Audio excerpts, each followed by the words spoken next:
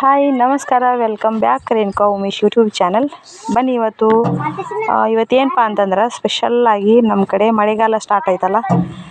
ಇನ್ಮೇಲೆ ನಮ್ಮ ಹೊಲಗಳಲ್ಲಿ ನಮ್ಮ ಭೂಮಿ ಕಡೆ ಜಾಸ್ತಿ ಇದೊಂದು ಹೇರಳವಾಗಿ ಸಿಗ್ತಕ್ಕಂಥ ಸೊಪ್ಪಿನ ಪಲ್ಯ ಆಗಿರ್ತದೆ, ಕಿರಿಕ್ಸಾಲಿ ಅಂಥೇಳಿ. ಇದನ್ನು ನಾವು ಸಹಜವಾಗಿ ಎಲ್ಲರೂ ಹೊಲದಲ್ಲೂ ಸಿಗುತ್ತಿದೆ. ಇದನ್ನು ನಾನು ಕೂಡ ನಮ್ಮ ಹೊಲಕ್ಕೆ ಹೋಗಿದ್ನಿ, ತಗೊಂಬಂದೀನಿ. ಅದನ್ನು ಇವತ್ತು ಪಲ್ಯ ಮಾಡೋದು ಹೆಂಗೆ ಅಂತೇಳಿ ತೋರಿಸ್ಕೊಡ್ತಾಯಿದ್ದೀನಿ. ಇವತ್ತೇ ಏನಾದರೂ ನನ್ನ ಚಾನಲ್ಗೆ ಹೊಸದಾಗಿ ನೋಡ್ತಾ ಇದ್ದರೆ ಮೊದಲು ನನ್ನ ಚಾನಲ್ಗೆ ಸಬ್ಸ್ಕ್ರೈಬ್ ಮಾಡ್ಕೊಳ್ಳಿ. ಹಾಗೆ ಅಲ್ಲಿ ಬೆಲ್ ಐಕಾನನ್ನು ಕ್ಲಿಕ್ ಮಾಡ್ಕೊಂಡ್ರೆ ನಾನು ತೆಗಿತಕ್ಕಂಥ ಹೊಸ ಹೊಸ ವೀಡಿಯೋಗಳು ನಿಮ್ಮ ನೋಟಿಫಿಕೇಷನಲ್ಲಿ ಬಂದಿರ್ತವೆ, ಈಸಿಯಾಗಿ ನೀವು ನೋಡ್ಕೋಬೋದು. ಏನಪ್ಪ ಅಂತಂದ್ರೆ ಈ ಒಂದು ಸೊಪ್ಪಿನ ಪಲ್ಯ ವಿಶೇಷ ಜೋಳದ ರೊಟ್ಟಿ ಆಮೇಲೆ ಕಿರಿಕ್ಸಾಲಿ ಪಲ್ಯ ಅಂದ್ರೆ ಭಾರಿ ಚೆನ್ನಾಗಿರ್ತೈತಿ. ಇದನ್ನು ಸ್ವಲ್ಪ ತೊಳೆದು ಸಣ್ಣಗೆ ಹೆಚ್ಚಿಟ್ಕೊಂಡಿದ್ದೆ ನಾನು ಆಲ್ರೆಡಿ. ಈಗ ಅದಕ್ಕೆ ಬೇಕಾದಂಥ ಒಂದು ಖಾರವನ್ನು ರೆಡಿ ಮಾಡ್ಕೋಬೇಕು. ಹಸಿ ಖಾರನೇ ಚಲೋ, ಅದಕ್ಕೆ ಹಸಿ ಖಾರ ಹಾಕಿದ್ರೆ ಟೇಸ್ಟ್ ಬರ್ತೈತಿ. ಇಲ್ಲಿಕಂದ್ರೆ ಅಷ್ಟು ಇನ್ನು ಒಣ ಖಾರ ಪುಡಿ ಒಣ ಖಾರ ಹಾಕಿದ್ರೆ ಅಷ್ಟು ರುಚಿ ಕಟ್ಟಾಗಿರೋಂಗಿಲ್ಲ. ಅದಕ್ಕೋಸ್ಕರ ನೀವು ಕೂಡ ಏನು ಮಾಡಪ್ಪ ಅಂತಂದ್ರೆ ಹಸಿ ಖಾರನ ಮಾಡಿಕೊಡ್ರಿ. ಹಸಿ ಖಾರ ಮಾಡೋದಕ್ಕೆ ಒಂದು ಮಿಕ್ಸಿ ಜಾರಿಗೆ ಹಸಿಕಾಯಿ ಆಮೇಲೆ ಉಪ್ಪು ಹಾಕಿ ಮಿಕ್ಸಿ ಮಾಡಿಕೊಂಡು ಅದನ್ನು ಈ ಹೆಚ್ಚಿಟ್ಟಿರ್ತಕ್ಕಂಥ ಈ ಒಂದು ಕಿರಿಕ್ಸಾಲಿ ಪಲ್ಯಕ್ಕೆ ಅಥವಾ ಸೊಪ್ಪಿಗೆ ಅದ್ರ ಮೇಲೆ ಆ ಹಸಿ ಖಾರನ ಹಾಕ್ಕೋಬೇಕು. ಹಂಗೆ ಸ್ವಲ್ಪ ಉಪ್ಪು ಹಾಕ್ಕೋಬೇಕು. ಉಪ್ಪು ಹಾಕ್ಕೊಂಡು ಅದನ್ನ ಎರಡನ್ನೂ ಕೂಡಿಸಿ ಮಿಕ್ಸ್ ಮಾಡಿ ಇಟ್ಕೋಬೇಕು. ಮಿಕ್ಸ್ ಮಾಡಿ ಇಟ್ಕೊಂಡ್ರೆ ಡೈರೆಕ್ಟಾಗಿ ಒಗ್ಗರಣೆ ಹಾಕೋದಕ್ಕೆ ಈಸಿ ಆಗ್ತೈತಿ. ಯಾಕಪ್ಪ ಅಂತಂದ್ರೆ ಒಗ್ಗರಣೆಯಲ್ಲೇ ಹಾಕ್ಬೋದು, ಸ್ವಲ್ಪ ಘಾಸ್ಟ್ ಆಗುತ್ತೆ ಅಂತೇಳಿ, ಅಥವಾ ಘಾಟ್ ಅಂತೀವಲ್ಲ ಅದಾಗಬಾರ್ದಂತೆ ನಾನು ಇದಕ್ಕೆ ಮೊದಲೇ ಕಲಸಿಟ್ಕೋತಾ ಇದ್ದೀನಿ.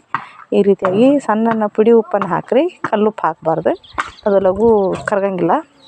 ಆಮೇಲೆ ಈ ಪಲ್ಯ ಲಘುನ ಬಾಡ್ಕೊಂಡ್ಬಿಡ್ತೈತಿ. ಬಿಸಿ ಪಾತ್ರೆ ಒಳಗೆ ಹಾಕಿಬಿಟ್ಟು ಅಂದ್ರೆ ಲಘು ಬಾಡ್ತೈತಲ್ಲ. ಅದಕ್ಕೋಸ್ಕರ ಏನು ಮಾಡ್ಬೇಕಪ್ಪ ಅಂತಂದ್ರೆ ಇದನ್ನು ಸ್ವಲ್ಪ ಸಣ್ಣ ಉಪ್ಪನ್ನು ಹಾಕ್ಕೊಳ್ರಿ.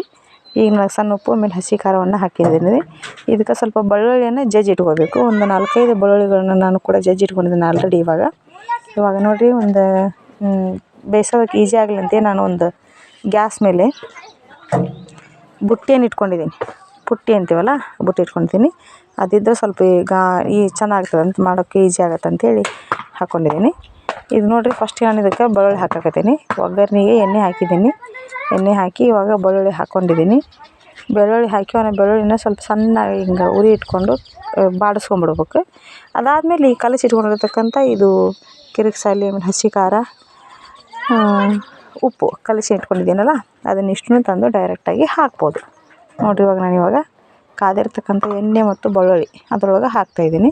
ಇದನ್ನು ಹಾಕಿ ಮೇಲಿಂದ ಕೆಳಗೆ ಕೆಳಗಿಂದ ಮೇಲೆ ಹಿಂಗೆ ಸ್ವಲ್ಪ ಕೈ ಆಡಿಸ್ತಾನೆ ಕೂತ್ಕೊಂಡ್ರೆ ಈಸಿಯಾಗಿ ಅದು ಸ್ವಲ್ಪ ಮುಗಿದ್ಬಿಡುತ್ತೆ, ಬೆಂದ್ಬಿಡ್ತೈತಿ. ನೋಡಿರಿ, ಇಷ್ಟು ಉರಿಯನ್ನು ಜಾಸ್ತಿ ಮಾಡ್ಕೊಳ್ರಿ ಇವಾಗ. ಯಾಕಂದ್ರೆ ಆಲ್ರೆಡಿ ಸೊಪ್ಪು ಹಾಕಿರ್ತೀವಲ್ಲ, ಘಾಟ್ ಕಡಿಮೆ ಆಗಿರ್ತೈತಿ.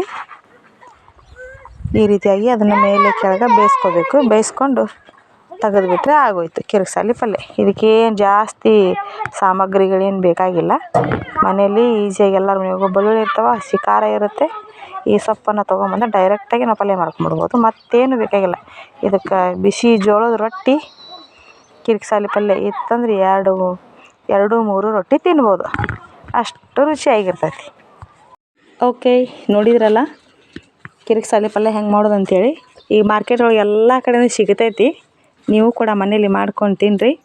ಇನ್ನೂ ಯಾರ್ಯಾರು ಕೂಡ ನನ್ನ ಚಾನಲ್ಗೆ ಸಬ್ಸ್ಕ್ರೈಬ್ ಆಗಿಲ್ಲ ಅವರೆಲ್ಲರೂ ಕೂಡ ಸಬ್ಸ್ಕ್ರೈಬ್ ಆಗಿ, ಹೀಗೆ ನಿಮ್ಮೆಲ್ಲರ ಸಪೋರ್ಟ್ ಕೂಡ ನನ್ನ ಜೊತೆ ಇರಲಿ ಅಂತ ಹೇಳ್ತಾ, ನನ್ನ ವೀಡಿಯೋಗಳು ನಿಮ್ಗೆ ಇಷ್ಟವಾದಲ್ಲಿ ನಿಮ್ಮ ಸಂಬಂಧಿಕರಿಗೆ ನಿಮ್ಮ ಸ್ನೇಹಿತರಿಗೆ ಶೇರ್ ಮಾಡಿ ಅಂತ ಹೇಳ್ತಾ ಈ ಒಂದು ವೀಡಿಯೋನ ಮುಗಿಸ್ತಾ ಇದ್ದೀನಿ.